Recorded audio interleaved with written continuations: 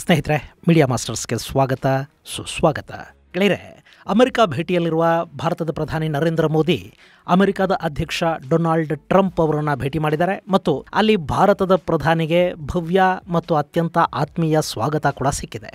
ಈ ಭೇಟಿಯ ಸಂದರ್ಭದಲ್ಲಿ ಟ್ರಂಪ್ ಹಾಗೂ ಮೋದಿ ತಮ್ಮ ಹಳೆಯ ನೆನಪುಗಳನ್ನು ಮೆಲುಕು ಹಾಕ್ಕೊಂಡಿದ್ದಾರೆ. ಜೊತೆಗೆ ಅಲ್ಲಿದ್ದ ವಾತಾವರಣ ಹಾಗೂ ಅವರಿಬ್ಬರ ನಡುವಿನ ಮಾತುಕತೆ ಹಾಗೂ ಈ ಸಂದರ್ಭದಲ್ಲಾದ ಒಂದಷ್ಟು ಒಪ್ಪಂದಗಳನ್ನು ಗಮನಿಸ್ತಾ ಇದ್ರೆ ಭಾರತದ ಮೇಲೆ ಅಮೆರಿಕ ಮುಂದಿನ ದಿನಗಳಲ್ಲಿ ಟ್ಯಾಕ್ಸ್ ದಾಳಿ ನಡೆಸುತ್ತೆ ಅನ್ನೋದಕ್ಕೆ ಸಂಬಂಧಪಟ್ಟ ಒಂದಷ್ಟು ಆತಂಕಗಳಿಗೆ ಒಂದು ತಾತ್ಕಾಲಿಕ ತೆರೆ ಬಿದ್ದಂತೆ ಕೂಡ ಕಾಣ್ತಾ ಇದೆ. ಇಲ್ಲಿ ಟ್ರಂಪ್ ಹಾಗೂ ಮೋದಿ ಭೇಟಿಗೆ ಸ್ವಲ್ಪ ಮೊದಲು ಅಮೆರಿಕದ ಅಧ್ಯಕ್ಷ ಡೊನಾಲ್ಡ್ ಟ್ರಂಪ್ ರೆಸಿಪ್ರೋಕಲ್ ಟ್ಯಾರಿಫ್ ಆದೇಶಕ್ಕೆ ಸಹಿ ಹಾಕಿದ್ರು. ಇದರ ಪ್ರಕಾರ ಯಾವ ದೇಶ ಅಮೆರಿಕದ ವಸ್ತುಗಳ ಮೇಲೆ ಎಷ್ಟೆಷ್ಟು ತೆರಿಗೆಯನ್ನ ವಿಧಿಸ್ತಾ ಇದೆ ಅಷ್ಟೇ ಪ್ರಮಾಣದ ತೆರಿಗೆಯನ್ನ ಆಯಾ ದೇಶಗಳ ವಸ್ತುಗಳಿಗೆ ವಿಧಿಸುವುದಕ್ಕೆ ಟ್ರಂಪ್ ಒಂದು ಆದೇಶಕ್ಕೆ ಸಹಿ ಹಾಕಿದ್ರು. ಅದರಂತೆ ಭಾರತ ಕೂಡ ಅಮೆರಿಕದ ಈ ತೆರಿಗೆ ದಾಳಿಗೆ ತುತ್ತಾಗಬಹುದು ಅನ್ನೋ ಆತಂಕ ಇತ್ತು. ಜೊತೆಗೆ ಅಮೆರಿಕದ ಅಧ್ಯಕ್ಷ ಡೊನಾಲ್ಡ್ ಟ್ರಂಪ್ ಹಾಗೂ ಭಾರತದ ಪ್ರಧಾನಿ ನರೇಂದ್ರ ಮೋದಿ ಅವರ ಭೇಟಿ ಹೇಗೆ ನಡೆಯುತ್ತೋ ಅನ್ನೋ ಬಗ್ಗೆ ಕೂಡ ಒಂದಷ್ಟು ಜನಕ್ಕೆ ಕುತೂಹಲ ಇತ್ತು. ಆ ಎಲ್ಲ ಕುತೂಹಲಗಳಿಗೆ ತೆರೆ ಬಿದ್ದಿದೆ. ಅವರಿಬ್ಬರ ನಡುವೆ ಅತ್ಯಂತ ಸೌಹಾರ್ದಯುತ ಭೇಟಿ ನಡೆದಿದೆ. ಡೊನಾಲ್ಡ್ ಟ್ರಂಪ್ ಅಧಿಕಾರ ವಹಿಸಿಕೊಂಡ ನಂತರ ಅವರನ್ನ ಭೇಟಿ ಆಗ್ತಾ ಇರುವ 4ನೇ ಅಂತಾರಾಷ್ಟ್ರೀಯ ನಾಯಕ ನರೇಂದ್ರ ಮೋದಿ ಆಗ್ತಾ ಇದ್ದಾರೆ. ಮೋದಿ ಅವರಿಗಿಂತಲೂ ಮೊದಲು ಅಂದ್ರೆ ಡೊನಾಲ್ಡ್ ಟ್ರಂಪ್ ಅಧಿಕಾರ ವಹಿಸಿಕೊಂಡು ಕೂಡಲೇ ಅವರು ಇಸ್ರೇಲ್ನ ಪ್ರಧಾನಿ ಬೆಂಜಮಿನ್ ನೆತನ್ಯಾಹು ಅವರನ್ನ ಭೇಟಿ ಮಾಡಿದ್ರು. ಆನಂತರ ಜಪಾನ್ ಹಾಗೂ ಜೋರ್ಡಾನ್ನ ನಾಯಕರ ಜೊತೆ ಡೊನಾಲ್ಡ್ ಟ್ರಂಪ್ ಭೇಟಿ ಹಾಗೂ ಮಾತುಕತೆಗಳು ನಿಗದಿಯಾಗಿದ್ವು. ಆ ನಂತರ 4ನೇಯವರಾಗಿ ನರೇಂದ್ರ ಮೋದಿ ಅವರನ್ನ ಡೊನಾಲ್ಡ್ ಟ್ರಂಪ್ ಭೇಟಿ ಮಾಡಿದ್ದಾರೆ ಮತ್ತು ಹೇಗೆ ನೆತನ್ಯಾಹು ಭೇಟಿಯ ಸಂದರ್ಭದಲ್ಲಿ ಅವರು ಕುಳಿತುಕೊಳ್ಳುವ ಕುರ್ಚಿಯನ್ನ ಹಿಂದಕ್ಕೆ ಸರಿಸಿ ಕೂತ್ಕೊಳ್ಳೋದಕ್ಕೆ ಅನುಕೂಲ ಮಾಡಿಕೊಟ್ರೋ ಅದೇ ಥರ ಅಷ್ಟೇ ಪ್ರೀತಿ ಮತ್ತು ಆತ್ಮೀಯತೆಯಿಂದ ನರೇಂದ್ರ ಮೋದಿ ಅವರನ್ನು ಕೂಡ ಡೊನಾಲ್ಡ್ ಟ್ರಂಪ್ ಸ್ವಾಗತಿಸಿದ್ದಾರೆ. ಜೊತೆಗೆ ಮೋದಿ ಅವರನ್ನ ಭೇಟಿ ಮಾಡಿದ ಸಂದರ್ಭದಲ್ಲಿ ಟ್ರಂಪ್ ಹೇಳಿದ ಮಾತುಗಳು ತುಂಬಾ ಗಮನ ಸೆಳೆಯೋ ಹಾಗಿದ್ವು.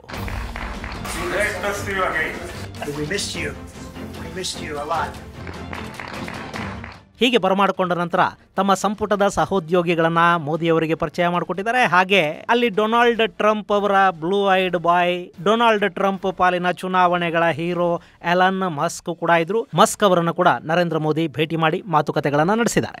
ಇನ್ನು ಈ ಸಂದರ್ಭದಲ್ಲಿ ಎರಡು ದೇಶಗಳ ನಾಯಕರ ನಡುವೆ ಅಧಿಕೃತ ಹಾಗೂ ರಾಜತಾಂತ್ರಿಕ ಮಾತುಕತೆಗಳ ನಡುವೆನೆ ಒಂದಷ್ಟು ಖಾಸಗಿ ಕ್ಷಣಗಳು ಕೂಡ ಕಂಡು ಬಂದಿವೆ. ಈ ಹಿಂದೆ ನರೇಂದ್ರ ಮೋದಿ ಹಾಗೂ ಡೊನಾಲ್ಡ್ ಟ್ರಂಪ್ ಅವರು ಭೇಟಿಯಾಗಿದ್ದ ಸಂದರ್ಭದಲ್ಲಿ ನಮಸ್ತೆ ಟ್ರಂಪ್ ಹಾಗೂ ಹೌಡಿ ಮೋಡಿ ಸಮ್ಮೇಳನಗಳ ನೆನಪುಗಳಿಗೆ ಸಂಬಂಧಪಟ್ಟ ಒಂದು ಫೋಟೋ ಪುಸ್ತಕವನ್ನ Donald Trump our journey together ಅನ್ನೋ ತರ ನರೇಂದ್ರ ಮೋದಿ ಅವರಿಗೆ ಬಹುಮಾನವಾಗಿ ಕೊಟ್ಟಿದ್ದಾರೆ. ಇದು ಆ ಇಬ್ಬರು ನಾಯಕರ ನಡುವಿನ ಆತ್ಮೀಯತೆಗೆ ಮತ್ತಷ್ಟು ಮೆರುಗನ್ನ ಕೊಟ್ಟ ಹಾಗೆ ಕಾಣ್ತಾ ಇತ್ತು.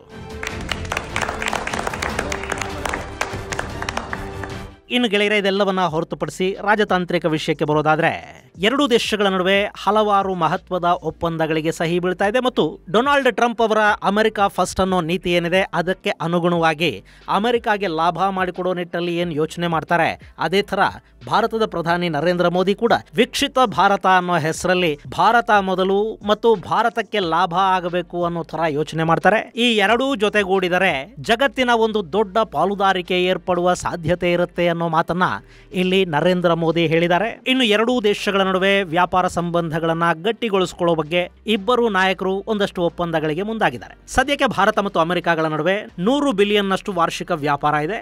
ಇದರಲ್ಲಿ ಸುಮಾರು 30 ಬಿಲಿಯನ್ ನಷ್ಟು ಭಾರತಕ್ಕೆ ಲಾಭ ಅಂದ್ರೆ ಟ್ರೇಡ್ ಸರ್ಪ್ಲಸ್ ಸಿಗ್ತಾ ಇದೆ. ಮುಂದಿನ ದಿನಗಳಲ್ಲಿ ಅಂದ್ರೆ 2030ರವರೆಗೆ ಎರಡೂ ದೇಶಗಳ ನಡುವೆ ವ್ಯಾಪಾರದ ಟಾರ್ಗೆಟ್ $500 ಬಿಲಿಯನ್ ಗಳಾಗಬೇಕು ಅನ್ನೋ ಬಗ್ಗೆ ಈಗ ಎರಡೂ ದೇಶಗಳು ಒಂದು ನಿರ್ಧಾರಕ್ಕೆ ಬರ್ತಾ ಇವೆ. ಈ ಹಿನ್ನೆಲೆಯಲ್ಲಿ ಎರಡೂ ದೇಶಗಳು ಟ್ರೇಡ್ ಅಗ್ರಿಮೆಂಟ್ಗೆ ಸಹಿ ಹಾಕುವ ಸಾಧ್ಯತೆ ಕೂಡ ಇದೆ. ಅಕಸ್ಮಾತ್ ಇಲ್ಲಿ ಅಮೆರಿಕ ಹಾಗೂ ಭಾರತದ ನಡುವೆ ಒಂದು ವ್ಯಾಪಾರಿ ಒಪ್ಪಂದ ನಡೆದರೆ ಟ್ರೇಡ್ ಅಗ್ರಿಮೆಂಟ್ಗೆ ಎರಡೂ ದೇಶಗಳು ಸಹಿ ಹಾಕೋದಕ್ಕೆ ಸಾಧ್ಯ ಆದರೆ ಎರಡೂ ದೇಶಗಳ ನಡುವಿನ ವ್ಯಾಪಾರ ಅಭಿವೃದ್ಧಿ ಆಗೋದಷ್ಟೇ ಅಲ್ಲ, ಟ್ಯಾರಿಫ್ಗೆ ಸಂಬಂಧಪಟ್ಟಂತೆ ಇರುವ ಆತಂಕಗಳಿಂದ ಭಾರತ ದೂರ ಆಗೋದಕ್ಕೆ ಸಾಧ್ಯ ಆಗುತ್ತೆ ಮತ್ತು ಅಮೆರಿಕಾಗೆ ಕೂಡ ಇದರಿಂದ ಒಂದಷ್ಟು ಲಾಭ ಆಗೋ ಸಾಧ್ಯತೆ ಇರುತ್ತೆ. ಯಾಕೆಂದ್ರೆ ಸದ್ಯಕ್ಕೆ ಭಾರತ ಅಮೆರಿಕಾದಿಂದ ಖರೀದಿ ಮಾಡ್ತಾ ಇರೋ ವಸ್ತುಗಳಿಗಿಂತ ಅಮೆರಿಕಾಗೆ ಭಾರತ ರಫ್ತು ಮಾಡ್ತಾ ಇರೋ ವಸ್ತುಗಳ ಪ್ರಮಾಣ ಹೆಚ್ಚಿದೆ. ಹೀಗಾಗಿ ಅಮೆರಿಕ ಭಾರತದ ಜೊತೆಗಿನ ವ್ಯಾಪಾರದಲ್ಲಿ ಒಂದಷ್ಟು ಟ್ರೇಡ್ ಡೆಫಿಸಿಟ್ ಅನ್ನು ಅನುಭವಿಸ್ತಾ ಇದೆ. ಅದನ್ನು ಗಮನದಲ್ಲಿಟ್ಟುಕೊಂಡು ಭಾರತ ಕೂಡ ಅಮೆರಿಕಾದಿಂದ ಸಾಕಷ್ಟು ಪ್ರಮಾಣದಲ್ಲಿ ವಸ್ತುಗಳನ್ನು ಖರೀದಿ ಮಾಡಬೇಕು ಅಂತ ಅಂತ ಟ್ರಂಪ್ ಒತ್ತಡವನ್ನು ಹೇರುವ ಪ್ರಯತ್ನವನ್ನು ಮಾಡ್ತಾ ಇದ್ದಾರೆ. ಈ ನಿಟ್ಟಲ್ಲಿ ಎರಡೂ ದೇಶಗಳ ನಡುವೆ ಒಂದು ಟ್ರೇಡ್ ಅಗ್ರಿಮೆಂಟ್ ಆದರೆ ಅಮೆರಿಕಾದ ಮಾರುಕಟ್ಟೆಯನ್ನ ಪ್ರವೇಶ ಮಾಡೋದಕ್ಕೆ ಮತ್ತು ಅದನ್ನು ಬಳಸಿಕೊಳ್ಳೋದಕ್ಕೆ ಭಾರತಕ್ಕೆ ಅನುಕೂಲ ಆಗುತ್ತೆ ಮತ್ತು ಇದರಿಂದ ಎರಡೂ ದೇಶಗಳಿಗೆ ಲಾಭ ಆಗುವ ಸಾಧ್ಯತೆಗಳು ಕೂಡ ಇರುತ್ತವೆ.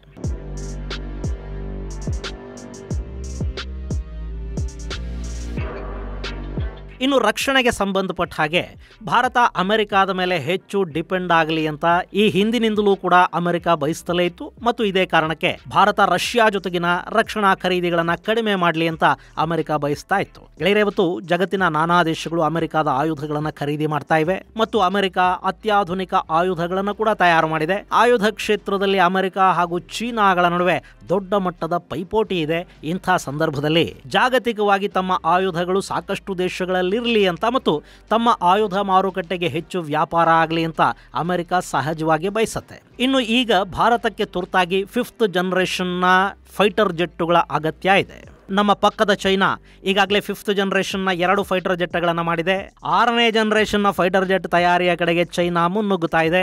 ಇಂಥ ಸಂದರ್ಭದಲ್ಲಿ ಭಾರತದ ಬತ್ತಳಿಕೆಯಲ್ಲಿ ಕನಿಷ್ಠ ಪಕ್ಷ 5th ಜನರೇಷನ್ನ ಫೈಟರ್ ಜೆಟ್ ಇಲ್ಲದೆ ಇದ್ರೆ ನಮ್ಮ ವಾಯುಪಡೆ ಹಿಂದೆ ಬಿದ್ದಂತಾಗತ್ತೆ. ಇನ್ನು ನಮಗೆ ಬೇಕಾಗಿದ್ದ ತೇಜಸ್ ಫೈಟರ್ ಜೆಟ್ಗಳನ್ನು ಕೂಡ ಪೂರ್ಣ ಪ್ರಮಾಣದಲ್ಲಿ HAL ನಮಗೆ ಒದಗಿಸಿಕೊಟ್ಟಿಲ್ಲ. ಹೀಗಾಗಿ ಭಾರತ ಏನೇ ಆಮ್ಕಾ ಮೇಕ್ ಇನ್ ಇಂಡಿಯಾ ಅಂತ ಹೇಳಿದರೂ ಕೂಡ ತುರ್ತಾಗಿ ಬೇಕಾದ ಒಂದಷ್ಟು ಯುದ್ಧ ವಿಮಾನಗಳನ್ನು ಖರೀದಿ ಮಾಡಲೇಬೇಕಾಗುತ್ತೆ. ಈ ನಿಟ್ಟಲ್ಲಿ ಭಾರತಕ್ಕೆ 5ನೇ ತಲೆಮಾರಿನ ಯುದ್ಧ ವಿಮಾನಗಳನ್ನು ಒದಗಿಸಿಕೊಡೋದಕ್ಕೆ ಅಮೆರಿಕ ಹಾಗೂ ರಷ್ಯಾ ಎರಡೂ ಪೈಪೋಟಿಗೆ ಬಿದ್ದಿವೆ. ಅಮೆರಿಕ F-35 ಸ್ಟೆಲ್ತ್ ಜೆಟ್ಗಳನ್ನು ಭಾರತಕ್ಕೆ ಕೊಡೋದಕ್ಕೆ ಸಿದ್ಧವಾಗ್ತಾ ಇದ್ರೆ ರಷ್ಯಾ ಕೂಡ ತನ್ನ Su-57 ಫೈಟರ್ ಜೆಟ್ಗಳನ್ನು ಭಾರತಕ್ಕೆ ಆಫರ್ ಮಾಡ್ತಾ ಇದೆ. ಇಲ್ಲಿ ಬೆಲೆಯ ದೃಷ್ಟಿಯಿಂದ ರಷ್ಯಾ ಹಾಗೂ ಅಮೆರಿಕ ಫೈಟರ್ ಜೆಟ್ಗಳ ನಡುವೆ ಸರಿಸುಮಾರು 50% ವ್ಯತ್ಯಾಸ ಕಾಣುತ್ತೆ. ರಷ್ಯಾದ ಫೈಟರ್ ಜೆಟ್ಗಳು ನಮಗೆ ಅಮೆರಿಕಾದ ಜೆಟ್ಗಳಿಗೆ ಕಡಿಮೆ ಬೆಲೆಗೆ ಸಿಗುತ್ತವೆ. ಆದರೆ ಅಮೆರಿಕ ತನ್ನ ಫೈಟರ್ ಜೆಟ್ಗಳನ್ನು ಭಾರತಕ್ಕೆ ಕೊಡಬೇಕು ಅಂತ ಬಯಸ್ತಾ ಇದೆ ಮತ್ತು ಅದಕ್ಕೆ ಸಂಬಂಧಪಟ್ಟ ಹಾಗೆ ಕ್ಲಿಯರೆನ್ಸ್ ಕೊಡೋದಕ್ಕೂ ಅಮೆರಿಕ ಸಿದ್ಧವಾಗಿದೆ.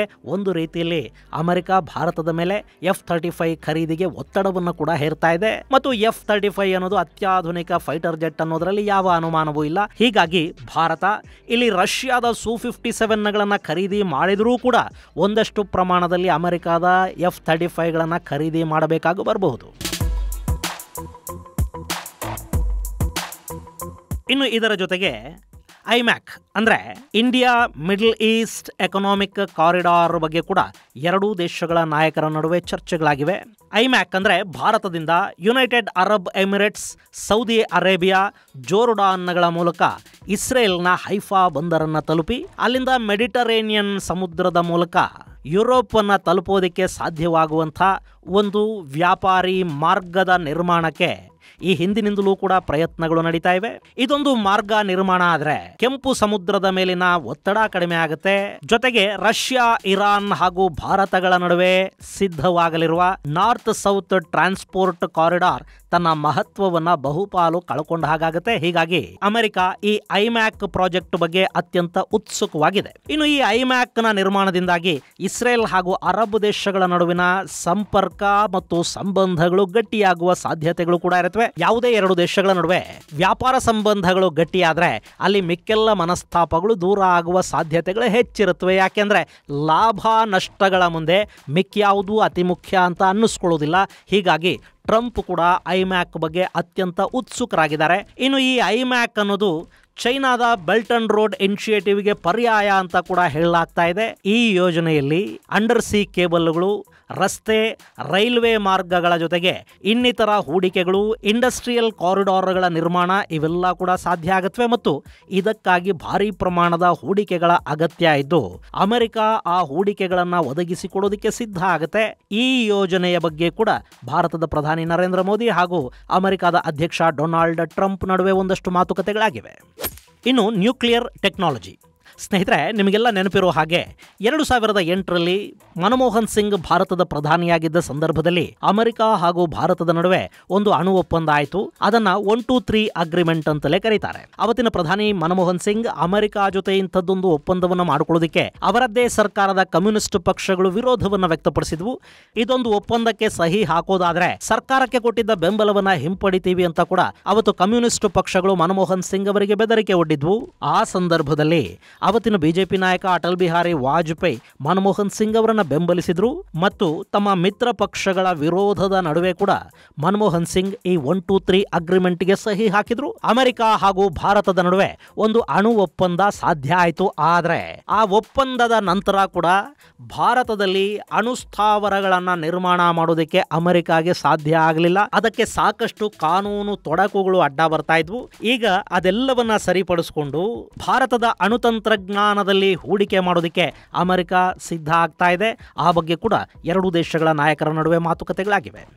ಇನ್ನು ಅಮೆರಿಕಾಗೆ ಈ ಹಿಂದಿನಿಂದಲೂ ಒಂದು ಕೊರಗು ಮತ್ತು ಈರ್ಷ್ಯೆ ಕಾಡ್ತಾ ಇರೋದು ಭಾರತ ರಷ್ಯಾದಿಂದ ಅತಿ ಹೆಚ್ಚು ಪ್ರಮಾಣದಲ್ಲಿ ತೈಲವನ್ನು ಇಂಪೋರ್ಟ್ ಮಾಡ್ಕೊಳ್ತಾ ಇದೆ ಅನ್ನೋ ವಿಷಯಕ್ಕೆ. ಗೆಳೆಯರೆ, ಭಾರತ ಕಚ್ಚಾ ತೈಲ ಮತ್ತು ನ್ಯಾಚುರಲ್ ಗ್ಯಾಸ್ ವಿಷಯದಲ್ಲಿ ವಿಪರೀತ ಪ್ರಮಾಣದಲ್ಲಿ ಡಿಪೆಂಡೆನ್ಸಿಯನ್ನ ಹೊಂದಿರುವ ದೇಶ. ಇವತ್ತು ಚೈನಾ ಅಮೆರಿಕಾಗಳನ್ನ ಹೊರತುಪಡಿಸಿದ್ರೆ ಅತಿ ಹೆಚ್ಚು ತೈಲವನ್ನ ಆಮದು ಮಾಡಿಕೊಳ್ಳುವ ದೇಶ ಭಾರತ. ಅಮೆರಿಕಾಗಾದ್ರೆ ಅವರಲ್ಲೊಂದಷ್ಟು ತೈಲ ನಿಕ್ಷೇಪಗಳಾದರೂ ಇವೆ, ಅವರದನ್ನ ಹೊರಗೆ ತೆಗಿತಾರೆ, ಅದನ್ನ ಮಾರಾಟವೂ ಮಾಡ್ತಾರೆ ಮತ್ತು ಬೇರೆ ಬೇರೆ ದೇಶಗಳಿಂದ ಕಚ್ಚಾ ತೈಲವನ್ನ ಇಂಪೋರ್ಟ್ ಮಾಡಿಕೊಂಡು ಅದನ್ನ ಸಂಸ್ಕರಿಸಿ ಮಾರಾಟವನ್ನು ಮಾಡ್ತಾರೆ. ಆದ್ರೆ ಭಾರತದ ಪರಿಸ್ಥಿತಿ ಹಾಗಿಲ್ಲ. ಭಾರತದಲ್ಲಿ ಸಿಗುವ ಕಚ್ಚಾ ತೈಲ ನಮ್ಮ ಬಳಕೆಗೆ ಸಾಕಾಗುವುದಿಲ್ಲ. ಹೀಗಾಗಿ ನಾವು ಅರಬ್ ದೇಶಗಳ ಮೇಲೆ, ಇರಾಕ್ ಮೇಲೆ, ಆಫ್ರಿಕಾದ ಮೇಲೆ, ರಷ್ಯಾದ ಮೇಲೆ, ಹೀಗೆ ನಾನಾ ದೇಶಗಳ ಮೇಲೆ ಕಚ್ಚಾ ತೈಲದ ವಿಷಯದಲ್ಲಿ ಆಧಾರ ಪಟ್ಟಿದ್ದೀವಿ. ರಷ್ಯಾ ಮೇಲೆ ಅಮೆರಿಕಾದ ನಿರ್ಬಂಧಗಳಿದ್ರೂ ಕೂಡ ಭಾರತ ರಷ್ಯಾದಿಂದ ಅತಿ ಹೆಚ್ಚು ಪ್ರಮಾಣದ ಕಚ್ಚಾ ತೈಲವನ್ನು ಆಮದು ಮಾಡಿಕೊಂಡಿದೆ ಮತ್ತು ಅದನ್ನು ಸಂಸ್ಕರಿಸಿ ಅದೇ ತೈಲವನ್ನ ಯುರೋಪ್ಗೆ ಮಾರಾಟ ಮಾಡುವ ಮೂಲಕ ಯುರೋಪಿನ ತೈಲದ ಬೇಡಿಕೆಯನ್ನ ಪೂರೈಸುವ ಅತಿ ದೊಡ್ಡ ದೇಶ ಅನ್ನೋ ಖ್ಯಾತಿಗೆ ಕೂಡ ಭಾರತ ಇತ್ತೀಚಿನ ವರ್ಷಗಳಲ್ಲಿ ಪಾತ್ರ ಆಗಿದೆ. ಆದರೆ ಭಾರತ ರಷ್ಯಾದ ಮೇಲೆ ಕಚ್ಚಾ ತೈಲಕ್ಕೆ ಡಿಪೆಂಡ್ ಆಗಿರೋದು ಅಮೆರಿಕಾಗೆ ಇಷ್ಟ ಆಗ್ತಿಲ್ಲ. ಸೊ ನಿಮಗೆ ಬೇಕಾದ ಕಚ್ಚಾ ತೈಲವನ್ನ ನಾವೂ ಕೊಡ್ತೀವಿ ಅಂತ ಅಮೆರಿಕ ಹೇಳ್ತಾ ಇದೆ. ಇಲ್ಲಿ ಅಮೆರಿಕಾದಿಂದ ಕಚ್ಚಾ ತೈಲವನ್ನ ಇಂಪೋರ್ಟ್ ಮಾಡ್ಕೊಳ್ಳೋದಕ್ಕೆ ಶುರು ಮಾಡಿದ್ರೆ ಭಾರತಕ್ಕೆ ಅದರ ಬೆಲೆ ಹೆಚ್ಚಾಗಬಹುದು. ಆದ್ರೆ ಅಮೆರಿಕ ಜೊತೆಗಿನ ಸಂಬಂಧಗಳ ಕಾರಣದಿಂದ ಅಮೆರಿಕಾದಿಂದ ಕೂಡ ಭಾರತ ಒಂದಷ್ಟು ತೈಲವನ್ನ, ನ್ಯಾಚುರಲ್ ಗ್ಯಾಸ್ ಅನ್ನ ಖರೀದಿ ಮಾಡ್ತಾ ಇದೆ. ಅದರ ಪ್ರಮಾಣವನ್ನ ಮುಂದಿನ ದಿನಗಳಲ್ಲಿ ಇನ್ನಷ್ಟು ಹೆಚ್ಚು ಮಾಡಿದ್ರೆ ಅಚ್ಚರಿ ಪಡಬೇಕಿಲ್ಲ. ಆ ಬಗ್ಗೆ ಕೂಡ ಈ ಇಬ್ಬರು ನಾಯಕರ ಭೇಟಿಯ ಸಂದರ್ಭದಲ್ಲಿ ಮಾತುಕತೆಗಳಾಗಿವೆ.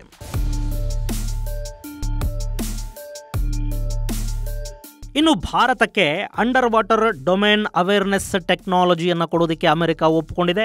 ಈ ಆಟೋನಮಸ್ ಸಿಸ್ಟಮ್ಸ್ ಇಂಡಸ್ಟ್ರಿ ಅಲಯನ್ಸ್ ಅನ್ನೋದು ಭಾರತ ಮತ್ತು ಅಮೆರಿಕಾಗಳ ನಡುವೆ ಆಗ್ತಾ ಇರುವ ಒಪ್ಪಂದದಲ್ಲಿ ಭಾರತಕ್ಕೆ ಅತಿ ಹೆಚ್ಚು ಪ್ರಯೋಜನಕ್ಕೆ ಬರುವ ಒಪ್ಪಂದ ಅನ್ನಿಸ್ಕೊಳ್ಳುತ್ತೆ. ಈ ತಂತ್ರಜ್ಞಾನವನ್ನು ಅಮೆರಿಕ ಬೇರೆ ಯಾವ ದೇಶಗಳ ಜೊತೆಗೂ ಹಂಚಿಕೊಂಡಿಲ್ಲ. ಭಾರತದ ಜೊತೆ ಈ ಕ್ರೂಷಿಯಲ್ ಟೆಕ್ನಾಲಜಿಯನ್ನು ಹಂಚಿಕೊಳ್ಳೋದಕ್ಕೆ ಸಿದ್ಧ ಆಗ್ತಾ ಇದೆ. ಇದು ಭಾರತಕ್ಕಾಗ್ತಾ ಇರುವ ಲಾಭ.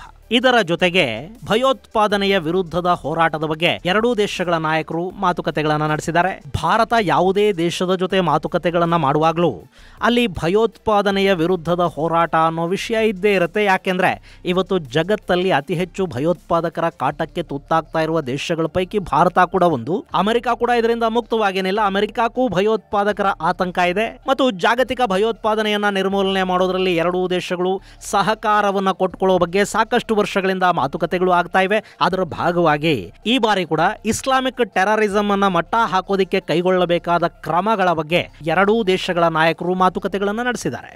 ಇನ್ನು ಇಂಡೋ ಪೆಸಿಫಿಕ್ ಪಾರ್ಟ್ನರ್ಶಿಪ್ ಬಗ್ಗೆ ಕೂಡ ಮಾತುಕತೆಗಳಾಗಿವೆ. ಚೈನಾದ ವಿರುದ್ಧ ಭಾರತ, ಅಮೆರಿಕ, ಆಸ್ಟ್ರೇಲಿಯಾ ಹಾಗೂ ಜಪಾನ್ಗಳು ಸೇರಿ ಕ್ವಾಡ್ ಅನ್ನೋ ಕೂಟವನ್ನು ರಚನೆ ಮಾಡಿಕೊಂಡಿರುವುದು ನಿಮಗೆ ಗೊತ್ತಿದೆ. ಈ ಹಿಂದೆ ಬಿಡನ್ ಅಮೆರಿಕದ ಅಧ್ಯಕ್ಷರಾಗಿದ್ದ ಅವಧಿಯಲ್ಲಿ ಕ್ವಾಡ್ಗೆ ಅಂಥ ಮಹತ್ವ ಸಿಕ್ಕಿರಲಿಲ್ಲ.